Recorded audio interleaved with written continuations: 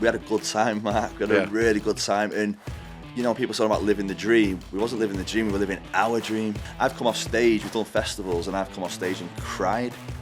You know, just like, I couldn't help it. I just come off stage and I've been in tears because of the adrenaline and the emotion.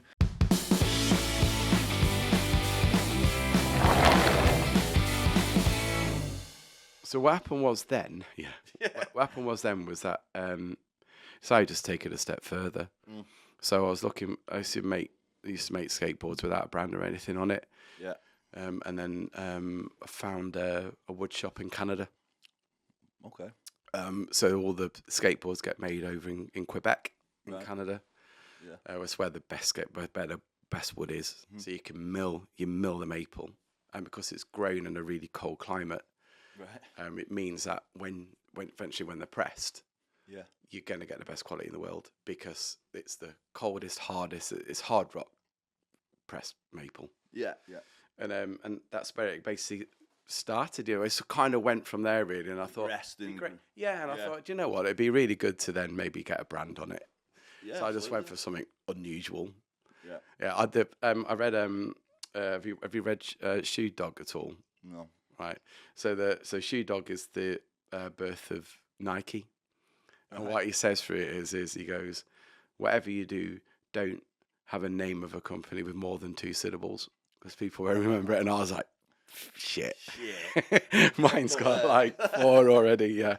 So, but anyway, I've gone with it, and I based it on an old. It was the writing was like it means like free spirit. Basically, okay. Yeah, that's what skateboarding's about, isn't it? And now all those extreme sports. So it's more Liberalis is now about extreme sports now. Right. So which is why we sponsor, say, ice hockey teams and. Where's it based in Warrington? Is it? Yeah. Where? Yeah. So it's sea based. Right. So we just use storage and then just distribute it. Okay. But most of the stuff gets distributed out of LA. Really? Yeah. So yeah. Next time we're back in LA, you have to go down. Do some shows. Yeah, so a place called Pure Distribution, which is in LA. That's interesting to know. So it just gets to Santa Cruz, just outside. Okay. So if you just go down there. Say Mark's hooking us up with some club. Yeah, go and get some. Go and do a show. Yeah. Yeah, that'd be really cool. Yeah. To be honest, Mark. Absolutely. So the journey is they take them out of Canada, put them into LA, and then they get distributed out of LA. Do you go over to LA much? Not now. I don't need to. Not since COVID. No. Yeah. So COVID really was a sort of a blocker. So honestly, there isn't any point, to be honest. Yeah. Not really, because the quality's there, and you just distribute as long as I do quality tests, but that's about it. Do you like the place, LA? Not now. Not now. No. Not from what I can see. I don't know. I can't say. I can't say unless when again. But I loved San Francisco, right? Frisco's and great. I spent many days wandering around San Francisco, and but I don't know. Maybe you just got to go back again. But I was just wondering why everyone's leaving. We went back. We hadn't been because of lockdown. So 2019 was the last time we went prior to lockdown. Well, but we did go. We did go back. We went back in 2022 to do a video out there, and the place had changed. You could feel the place had changed since lockdown. Right. There was it's like depression, had a slight morbid feel about it, which is a bit odd for LA, but yeah, it just wasn't the same place, you know. Lots of people appear to be leaving. Loads. Yeah. Loads were. Yeah. Yeah, it's a shame. Weird. I mean, look at Venice Beach. You couldn't believe the difference in Venice Beach. It's where we tend to do a lot of our work. Where we did our album, everything was down at Venice Beach. A good friend of ours owns a studio there. And that's where we sort of camp out and work. And we were going, we go down to Venice. It's always got your mad, crazy characters. But, mate, it's like something out of The Walking Dead. Last time we went down there, it was dodgy. It was on top.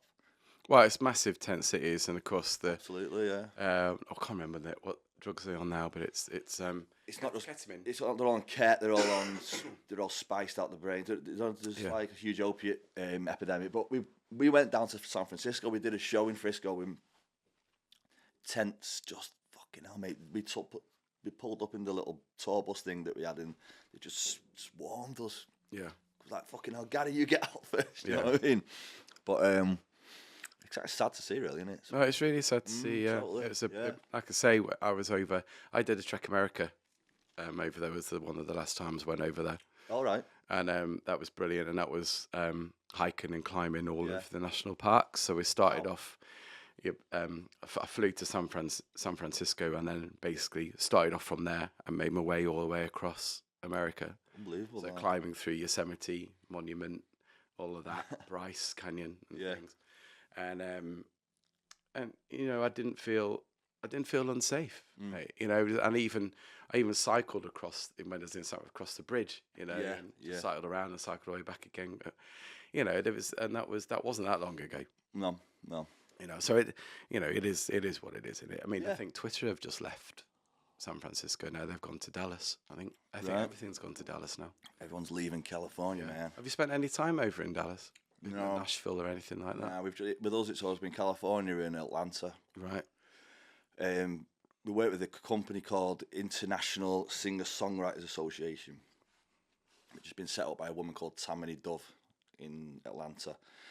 And it's grown. It's like it truly is an international sort of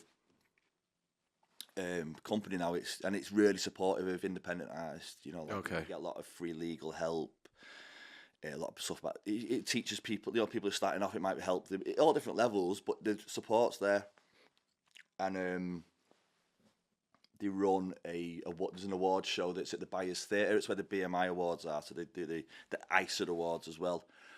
So we've been out there. We've won a few awards. Won Best International Band and Best International Video and things. We've done the red carpet. That's mental. Yeah, it was pretty mental, to be fair, mate. Yeah. We headlined the event as well. It was on telly out there, you know, film crew and stuff. And we got presented the award and headlined it. It was in like this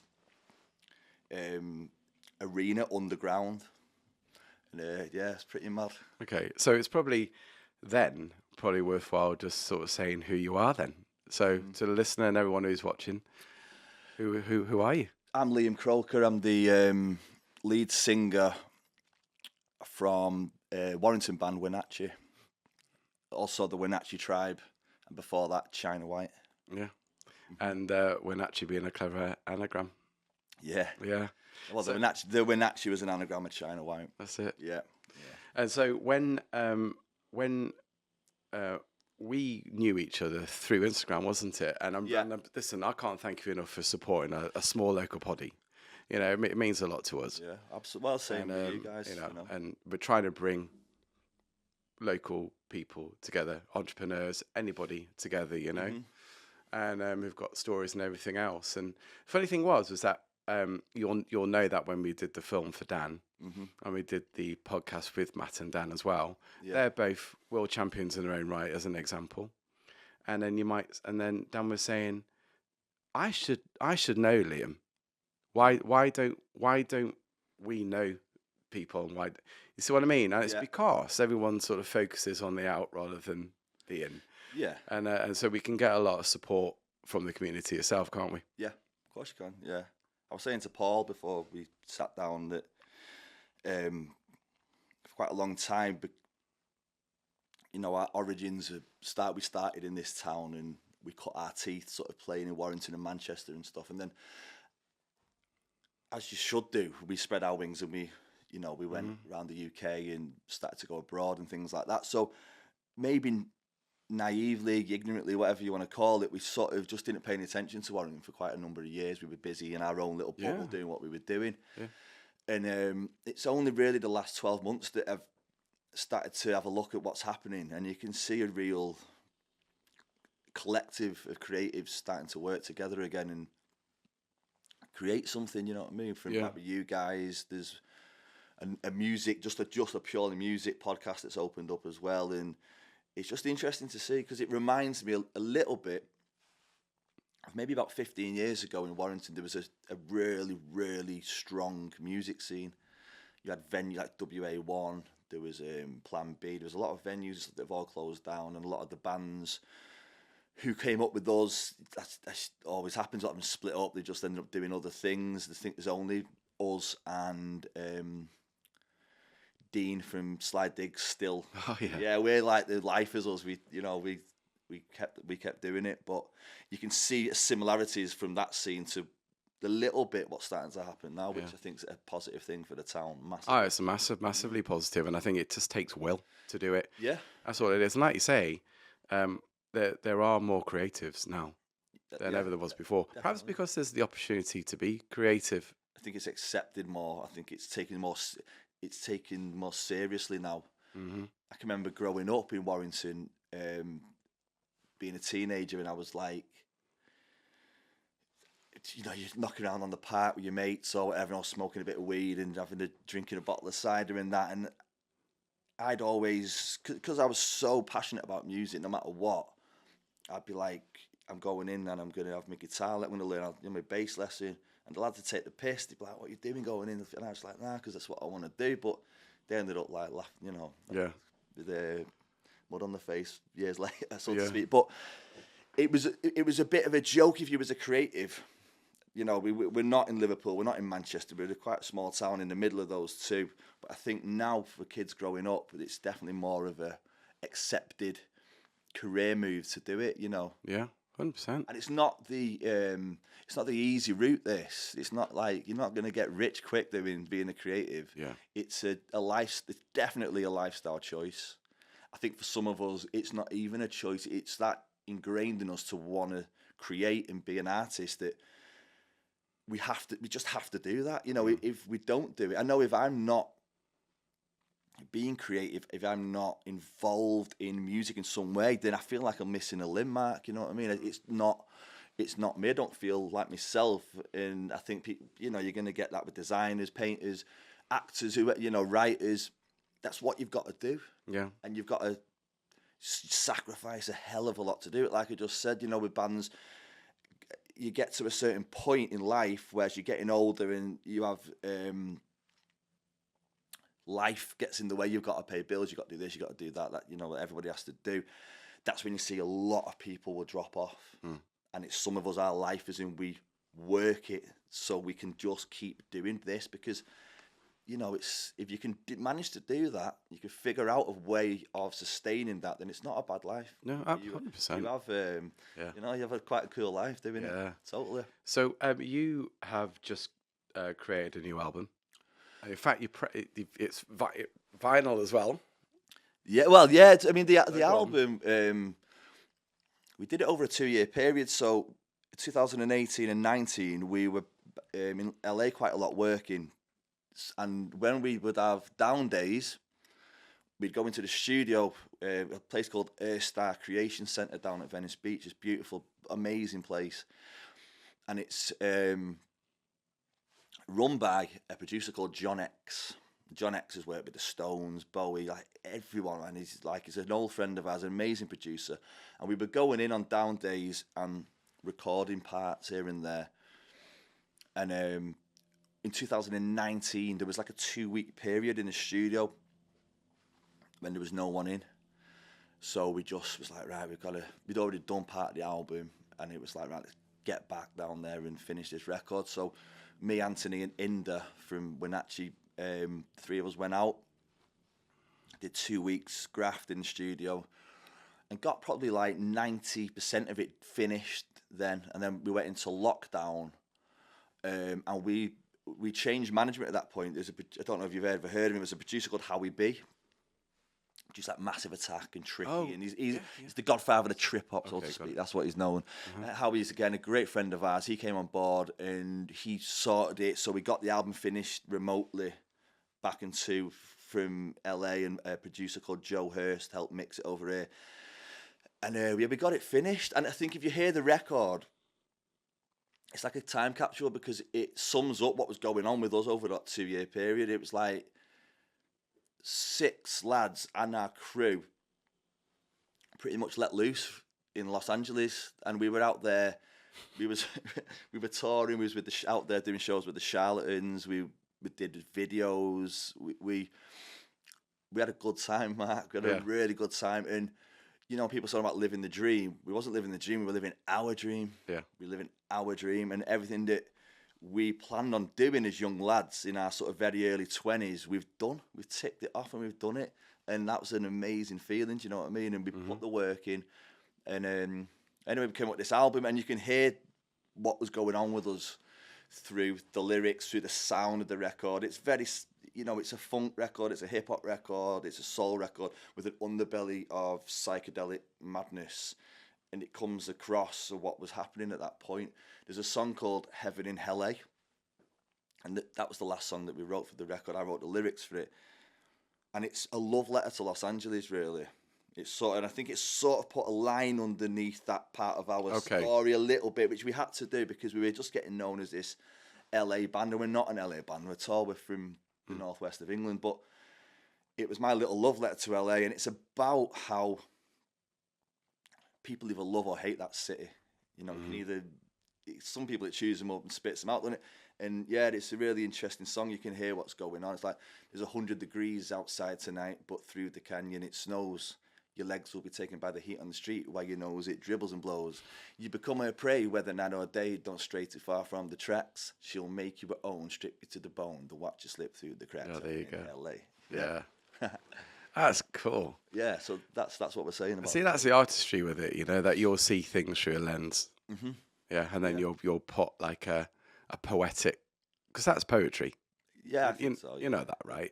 That's the talent. Not everybody can do that. No. So you'll see something and you'll be able to do it. Travis had one. It was a very simple one, which was it was called Flowers in the Window, right? Yeah, and that was his wife is pregnant. Really? And the flowers in the window is about being pregnant, right? Okay. And the flower was a child. And Yeah. you're like, well, I wouldn't have even been able to put that together, And so there's a poetry to it. Definitely. Lay Lady Lay was about Bob Dylan's dog, apparently. Oh, there you go. It was called Lady. Right. There you go. Yeah.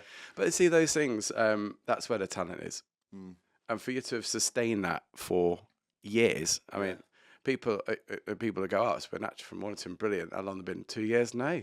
2 decades. Years and years and years, right? It's lifetime's work, yeah. Yeah, and there's a catalogue to it and you go to explore sounds. Some are going to work, some are not going to work, whatever it is, right? And then you're going to get there's almost like a maturity to it, which you get out of this album.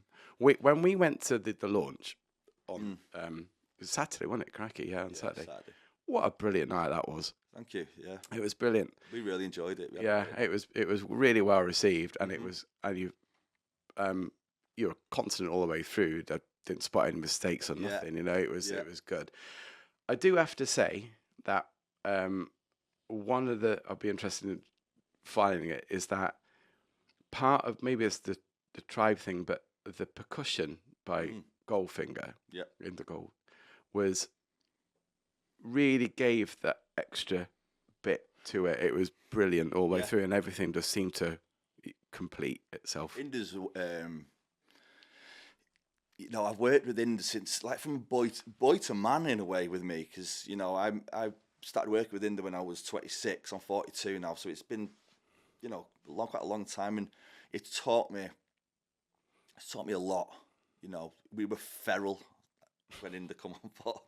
That's putting it lightly. And Inda sort of helped with that. He sort of took it and encouraged it in one sense, the energy of it, but also tried to, shape it and use it to good as opposed to bad.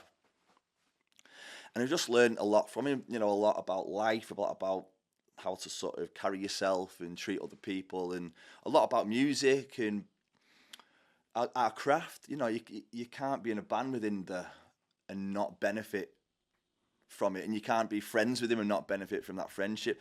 There's been times where me and him have locked horns, and he'll say that himself. He's like, "You put some grey hairs on me, you bastard." But I love the man dearly, and I love what he brings to the table, and it does give us a uniqueness that other bands probably haven't got. And I'm totally aware 100%. Of that. Yeah, absolutely. It really went together well. What's the throughout the album?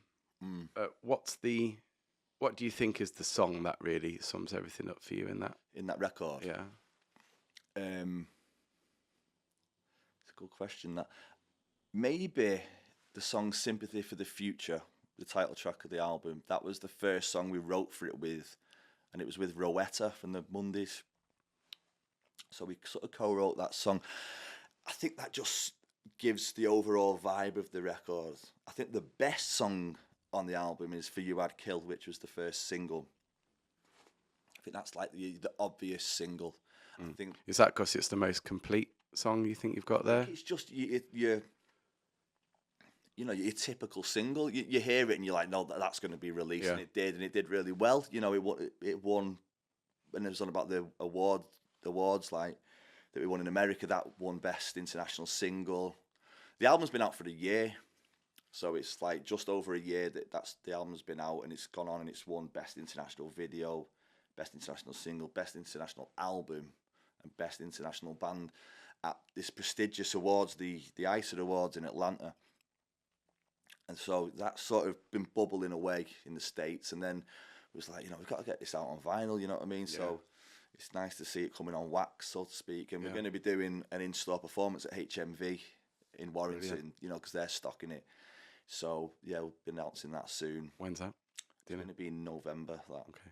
Yeah, in true Winachi form, the vinyls turn up 2 days after the vinyl launch. Yeah. True form. True form, mate. Yeah. But you're gonna have. But I think you're playing Parr Hall, aren't you, as well? Yeah. So what we're looking in 25. What we're looking at doing is we're doing another album at the moment, which is quite interesting because we wrote this album during lockdown, and it's been recorded at our own studio in Warrington.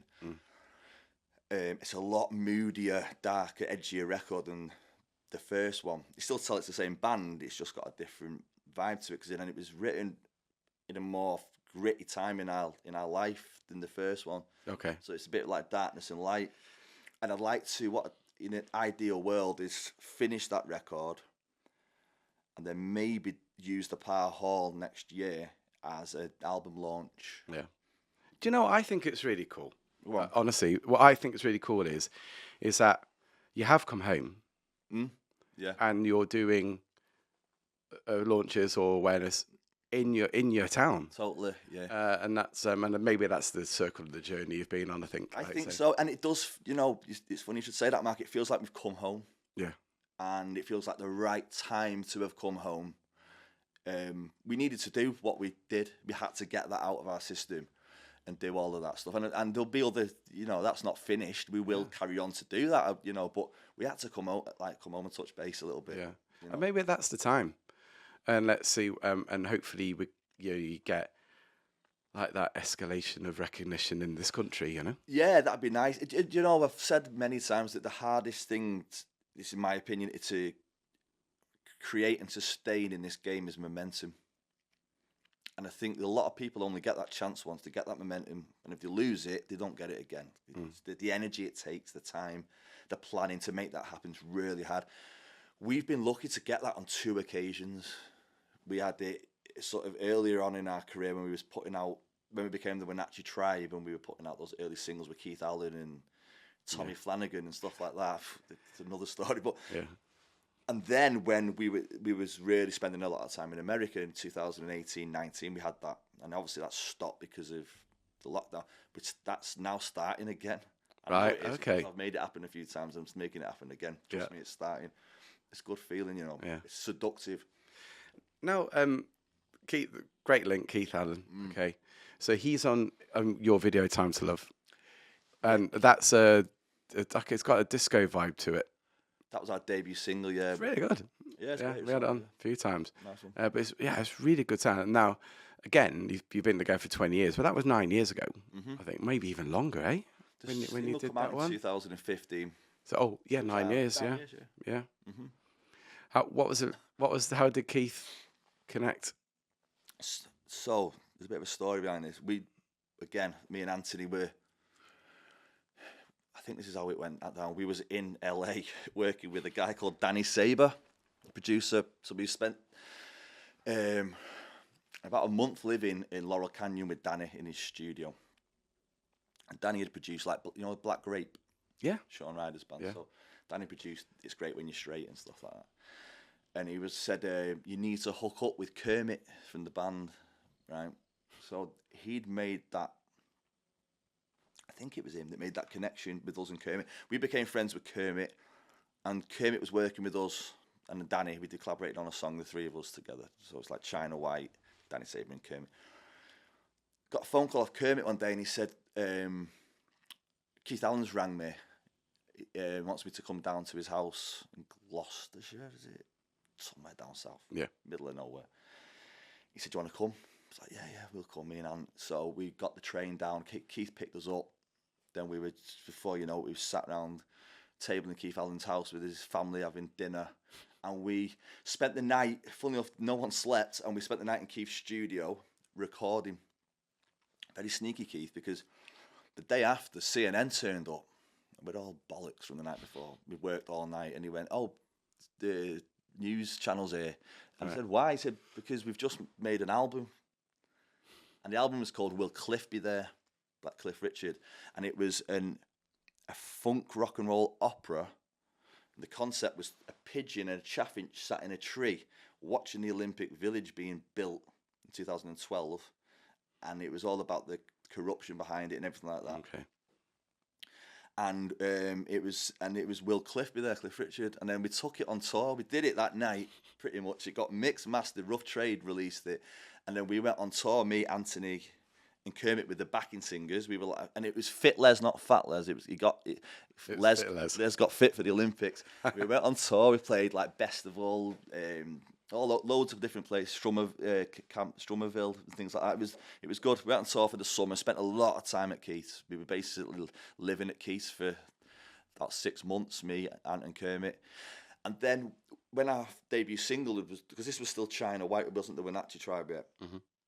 When the debut single had been done, Keith, spoke to Ant, it was, and said, a way of thanking you would, be in the video. Like, he come down and spent a night in Warrington with us. Nice. And then we did a couple of days recording the video. I had a very mad night out with Keith. I've had a few mad night outs with Keith, but one in Warrington.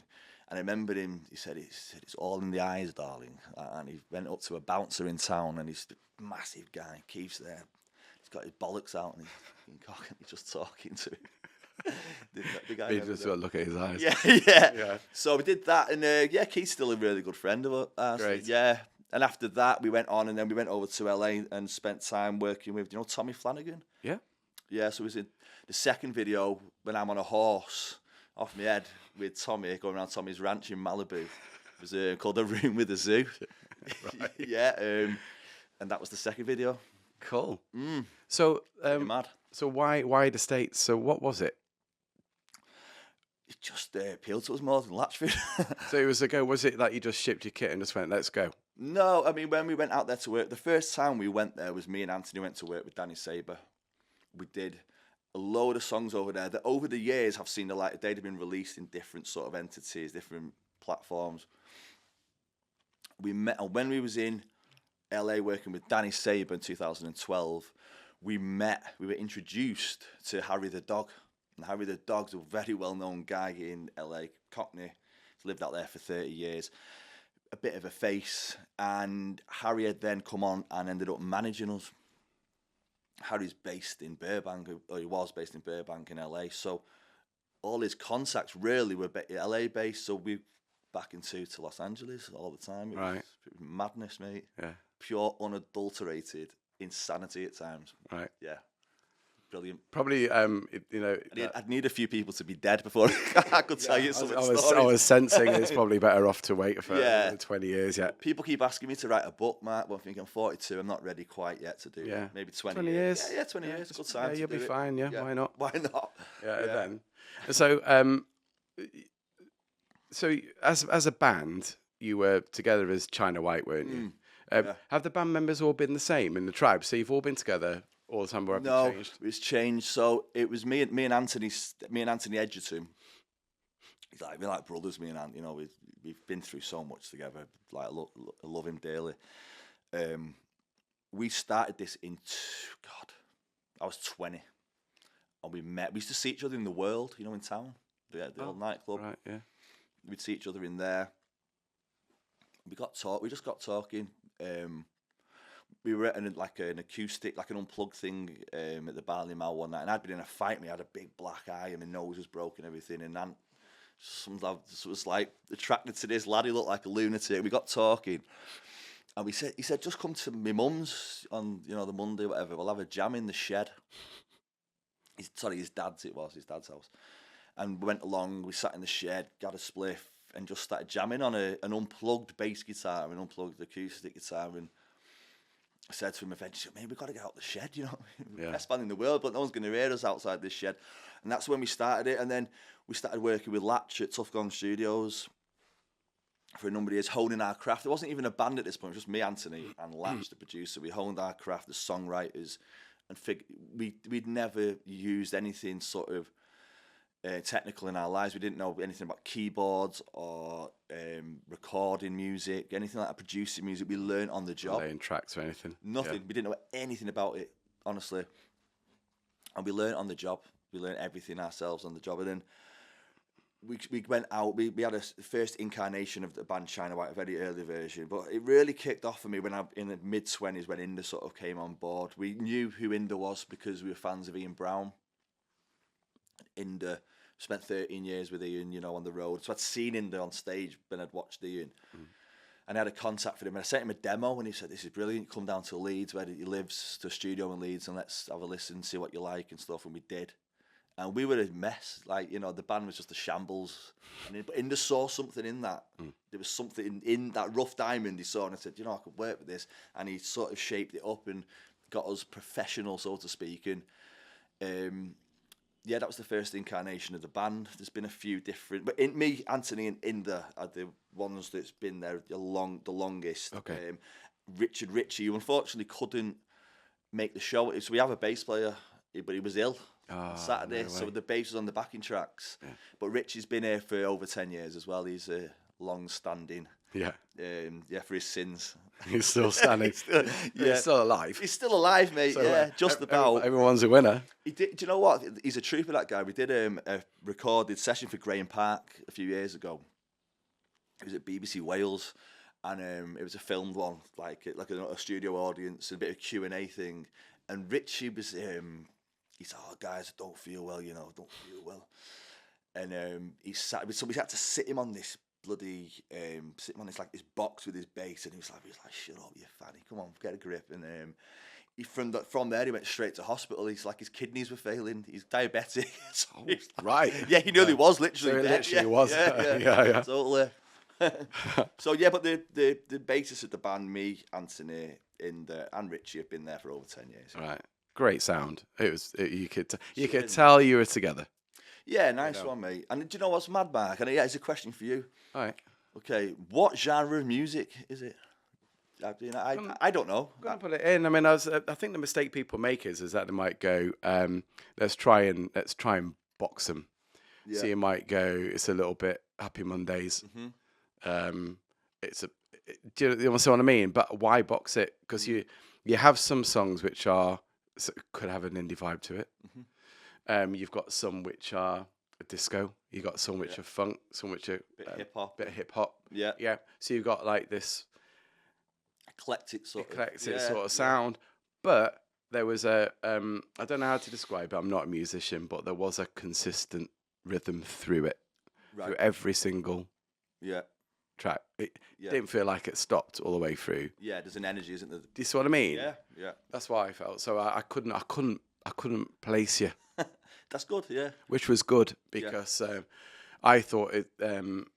If I was going to put it anywhere, I would have gone something like some sort of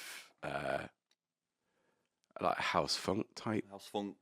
Yeah, sound. I'd probably go with that. Yeah, definitely, especially live. Yeah, for sure. Definitely. So that's what I got out of it. We get, you know, you get that question a lot.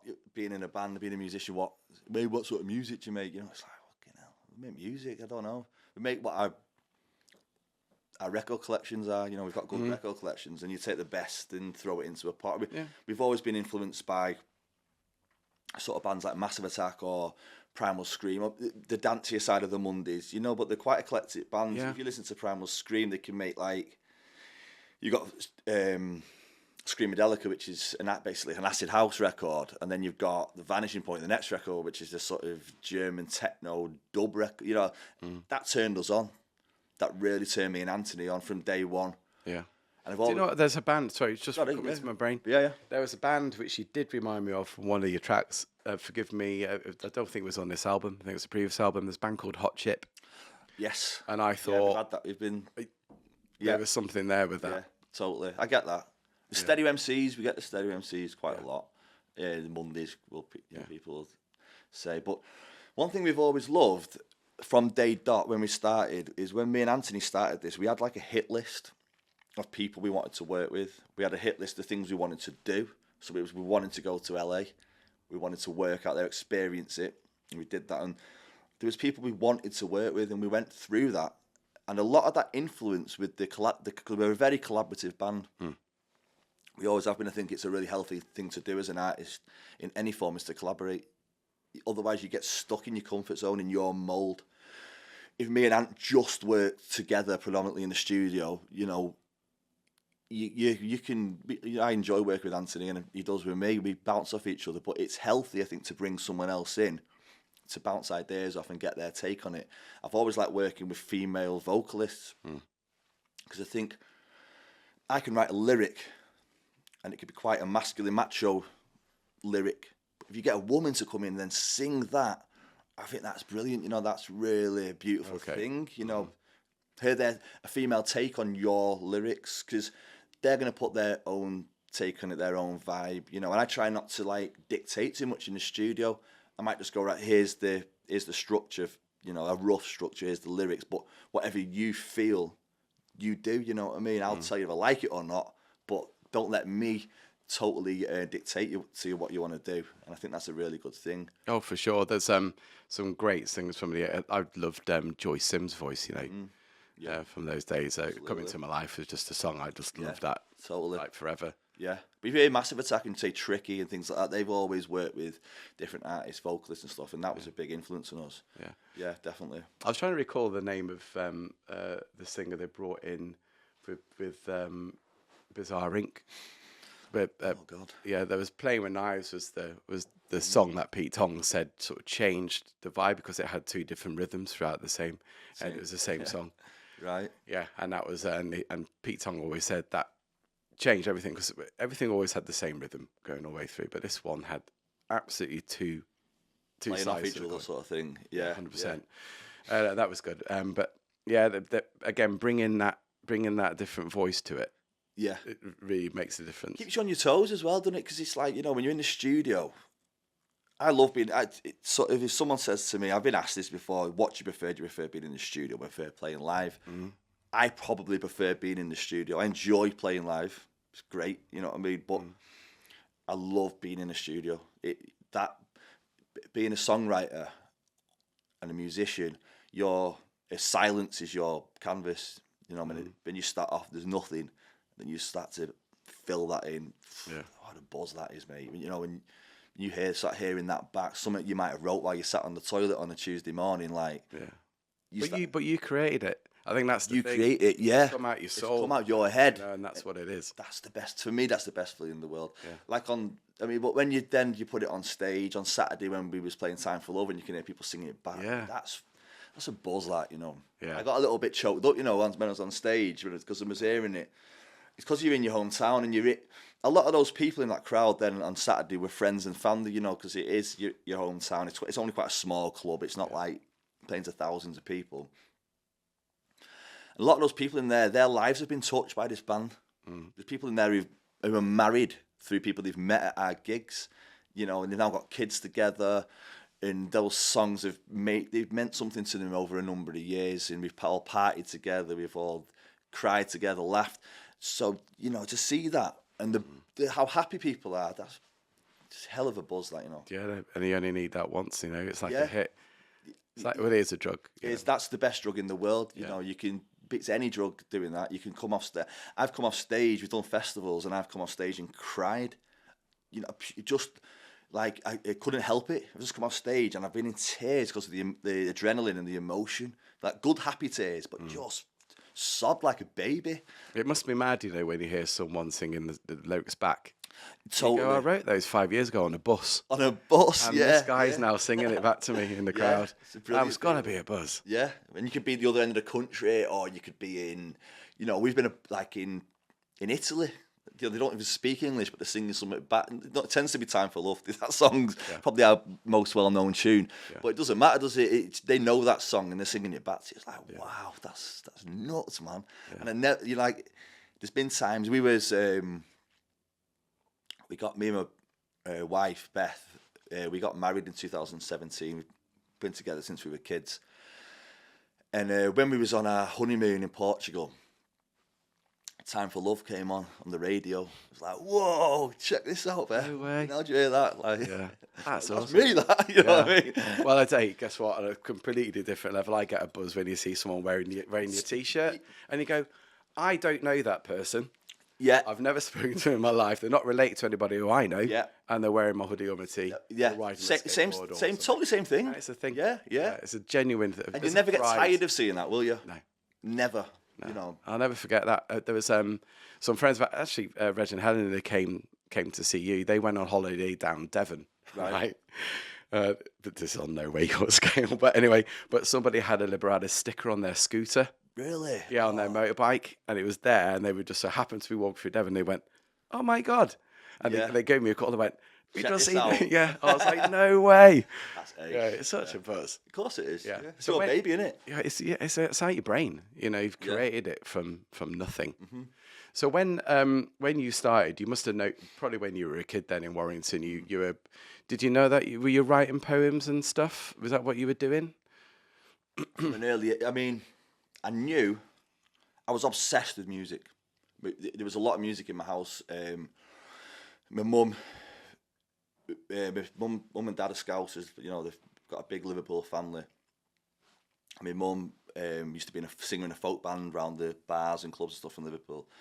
And my dad was obsessed with music. My mum is as well, but my mum was like into Bob Dylan and Leonard Cohen and sort of folky sort of stuff. And then my dad was really into Led Zeppelin, Hendrix, Floyd, this sort of classic rock. So that was played constantly in my house. Then I remember being about 9 years old. I was watching, and I was the first band that I got into, and I was obsessed with was Guns N' Roses.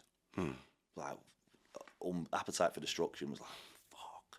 And I can remember seeing on telly, it was the first ever pay-per-view concert ever in history, and it was Guns N' Roses live in Paris. I can remember seeing Axl Rose running around in a kilt with a bandana and a big ginger beard, and he had Slash with his hat and his fat, and I just thought, that's the best job in the world. I'm going to do that, Mum. And she was like, go on, son. And I think being a creative, an artist of any sort, you need some sort of support network behind you. I think it really helps. You know, you need someone. When I say support, I don't mean somebody like funding it. I mean just someone encouraging it. Yeah. You know what I'm saying? So one goes, it's okay. Someone that says, if you want to do it, I believe in you, and you can do it. And my mum and dad, if I wasn't any good at it, they would have said, like, you know, maybe just, you know, Liam, try something else. They knew I was good at it, so they supported it. They encouraged me to do it. And I think that was a difference, you know. But, from a young age, I remember I started writing lyrics when I was about 12. Then I realised that everything that I wrote was basically Hell Is Round the Corner by Tricky. But I was just ripping that off, but with my own slang, which is what you're doing, innit? Yeah. You're just You're imitating. trying to get to a rhythm. Yeah. Yeah. Because sometimes it's difficult not to have. You realise I haven't got a single thought of my own here. Absolutely. But then once you recognise it, you do actually, you can start to get some stuff down. No, that's it. And, you know. Thanks, bub. Yeah, it was just imitating people that I was influenced by. Yeah. You know, and I remember when I was 18, I did a short stint in Her Majesty's Pleasure fighting, you know, just young 17 drunk, got in a fight. Anyway, did a few months at Stoke Heath. And I remember being in there and I was reading, my dad had posted me, and you know, Bez out the Mondays, his book, Freaky Dancing. And there was a lot of similarities in there. You know, he'd come from a decent family. His dad was a copper and all this sort of stuff. And he'd ended up in young offenders for fighting, for just getting in a fight. And he said, you know, I came out of there with basically not really much going on. And the Mondays didn't. But we took what we had, the little we had, and we used that. Yeah. And that's pretty much what we did at the beginning of China White. We took that street level, because we was up to no good. We wasn't saints by any. So drugs involved then in those days. Yeah. Yeah, there was a lot. Yeah, Yeah, a lot of that. a lot of that. Because China White is that what China White was based on? No, I mean, so we changed the name because the drug association with it. So because our management was in LA, we naively took it. We were really, really influenced by Grandmaster Flash and the Furious Five. So the song White Lines, hey man, I got China White. Oh yeah. Mungo Pearl. We took it as a nod to them. It was a tribute to that. Yeah. But we had to change it because our manager, Harry, was like, it means heroin in America. We're really aware of that. He said, you can't really get you to the States with a band called China White. Ian Brown spoke to Inda and said, great, I love the new band you've got Inda, but, you got to tell the lads they've got to change the name. So we changed it because of that. But yeah, there was a lot of partying and all that sort of stuff. That went hand in hand with what we were doing. Yeah, 100%. Yeah. But you're, I think that there's a channeling, right? So in other words, people can be quite outrageous or out there. They've got because they've got to get this creativity out of them somehow. Yeah. Not everyone who's creative are introverts. No, not at all. And we didn't get into a band to do drugs. We were already doing them anyway. Because you want to be in a band. When in a band, that just came. That just was part. We were already living that sort of lifestyle. I'm not speaking for everyone in the band here. You know what I mean? I don't want it to be. I'm not talking about. I'm just talking for myself. Yeah. And it's quite publicised that that I was a bit of a rum lad and I was doing what I was doing. But I channeled, without sounding cliched or cheesy, a lot of that madness that I was getting into, the fighting, the sort of getting up to no good throughout my teens and early 20s. The music slowly. It channeled my energy into that. It gave me something to focus on where a lot of my mates didn't have that and they went somewhere else. I was able to still keep that sort of street side of me, but channel it through my music. And I think a lot of the people, again, who sort of come to our shows knew that background of myself and that, and they thought, God, I can believe in this guy, because he's sort of one of us a little bit. And yeah, I mean, I'm 42 now. I'm talking about this is in my 20s and I'm in the 30s. But it channeled, I think the early life experiences definitely helped. Some of the negatives definitely were turned into a positive and put into my music. And it helped me believe that, you can go through a bit of shit and turn it on its head and make a positive from it. Definitely, man. And I think being creative is a great outlet for people to be able to do that. And I'd encourage any young kid that might watch this and be going through a bit of shit and think, I'm not going to amount to anything, to just not give up, just to believe that they can.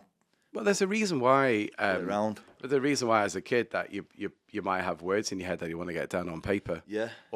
Right. And the reason is because part of your brain is going, I need to get this down on paper, and that's how you write songs. Frustrated, you get a lot of. So you get it down. Yeah, you really. And then you might learn how to play the guitar. You might not, and you might then. And that's how a song becomes, right? And that's it. Absolutely. Totally. A lot of the early the China White lyrics are very different to, say, the Winachi lyrics now, because I was living a different lifestyle at that point. But I found I was able to get a lot off my chest with a pen and paper, as opposed to being out on the streets kicking someone's head in. Do you know what I mean? It was 100%. A way to channel it. A lot of that anger and frustration that you gather when well, not everybody does, but I did. It was a lot of anger and frustration, and music helped. Yeah. Do you know where that came from? Was it just life in Warrington in general at the time as a kid, or what? What do you think?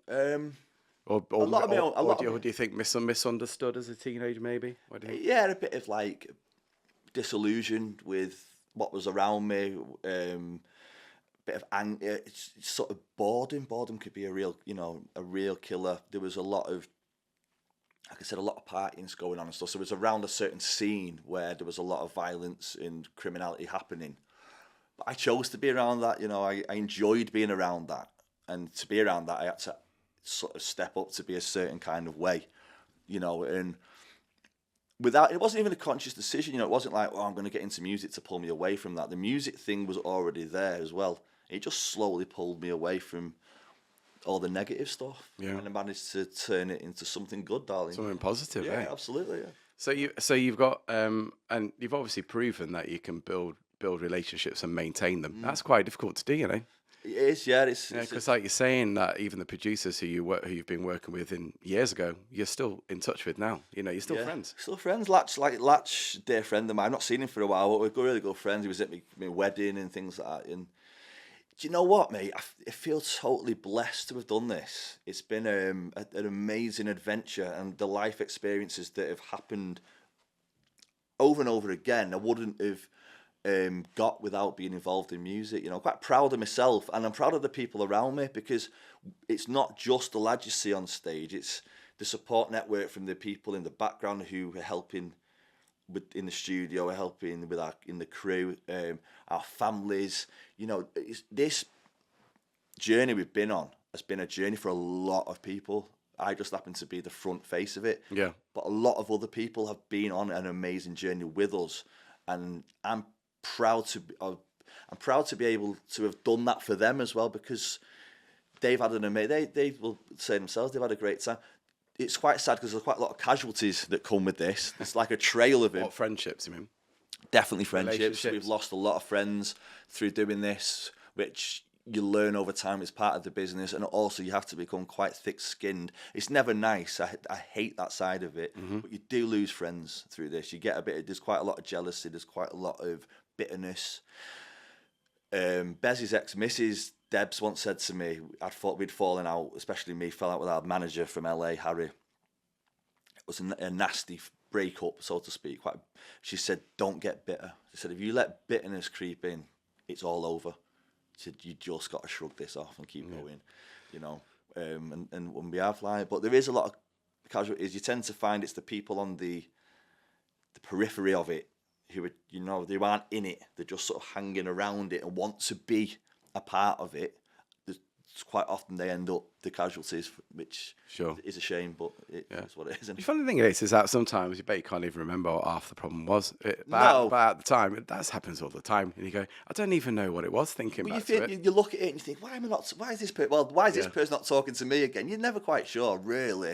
I mean, some of them you know because it was a big thing, but a lot of it I think sometimes, I hate the word in business, because it is, you know, you are in business and your relationship naturally comes to an end.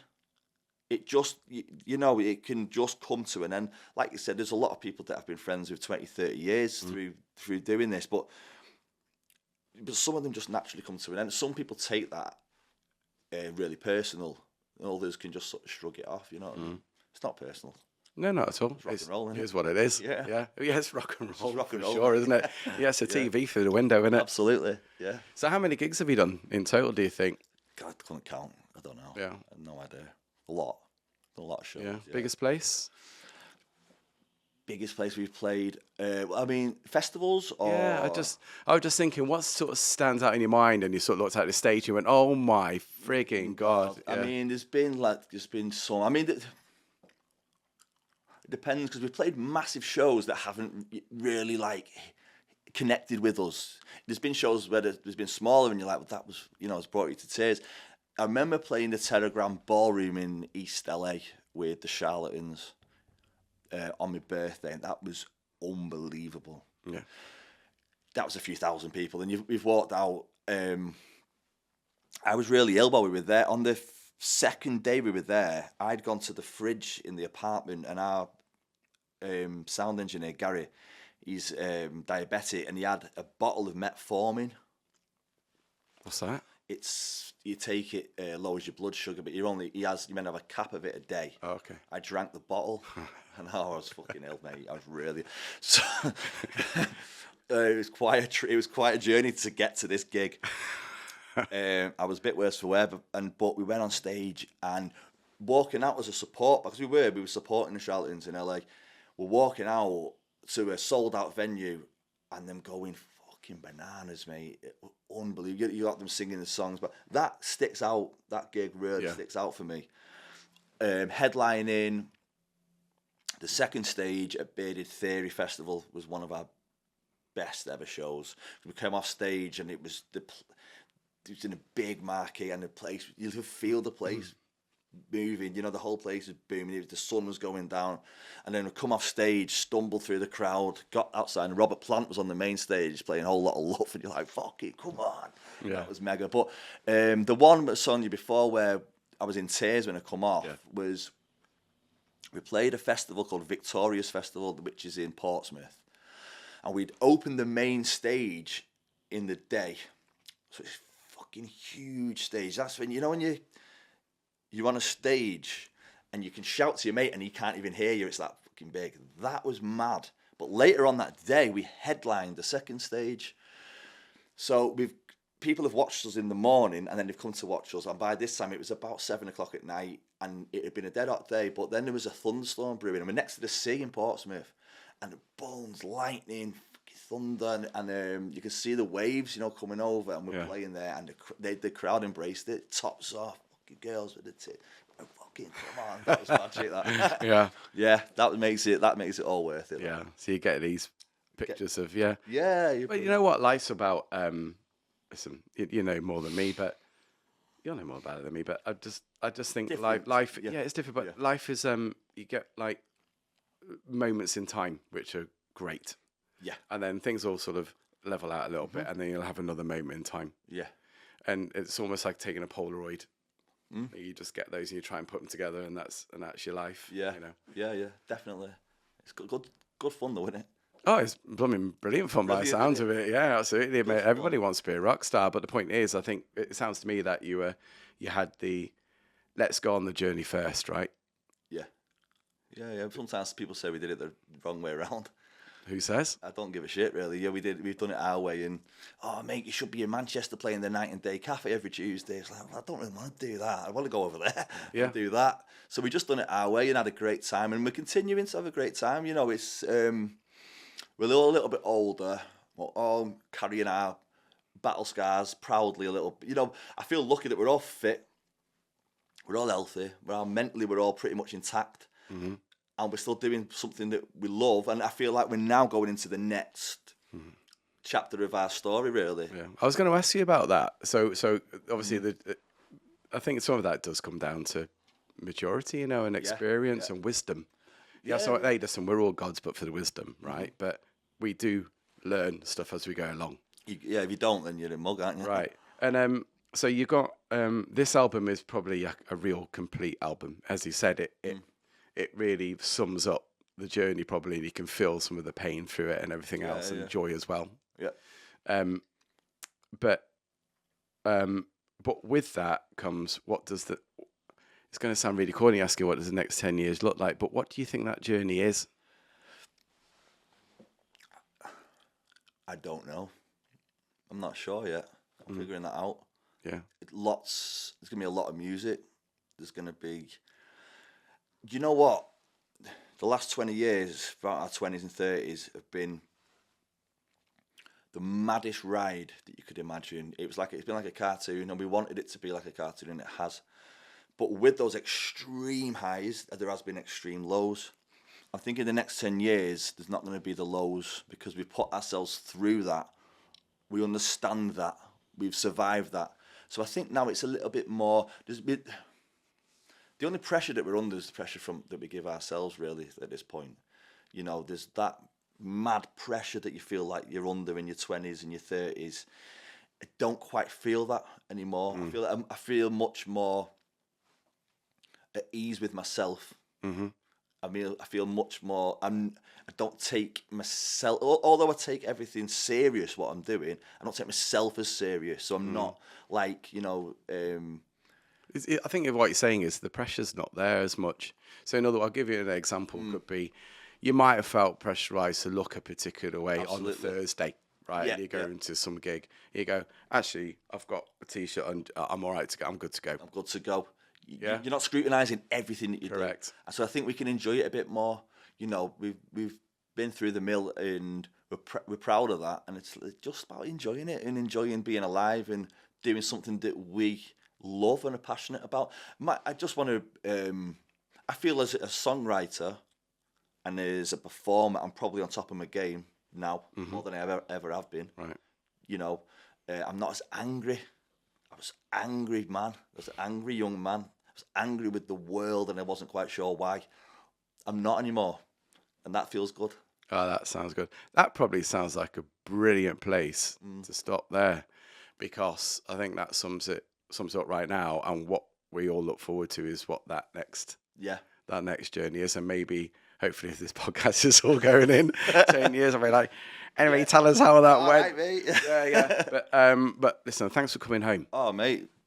Really, it's we all enjoyed ourselves, but thanks for coming home, and we can't wait to help promote your album as well, of course. And we're so happy that you've come to the local. Do you know what, mate? I really feel like it's been a therapy session, this, Matt. Yeah, but I enjoyed that, mate. Thanks for having me on. It's been an absolute pleasure. So what I just want to say is listen, for everyone listening, this guy is 100% a local hero.